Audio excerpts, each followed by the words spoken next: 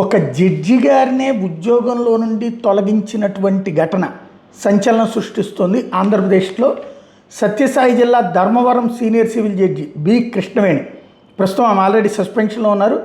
ఆమెను సర్వీస్ నుండి తొలగిస్తూ న్యాయశాఖ ఏకంగా సోమవారం ఆర్డర్స్ ఇచ్చేసింది.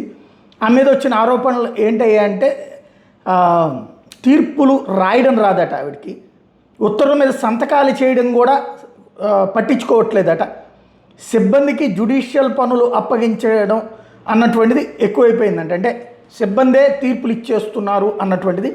ఈ ఆరోపణల మీద దర్యాప్తు చేసే ముందు ఆమెను సస్పెండ్ చేశారు. ఈ దర్యాప్తు సందర్భంగా టోటల్గా 12 అభియోగాలు నమోదైనవి. విచారణలో కొన్ని రుజువైన, మరికొన్ని నిరూపణ కాలేదు.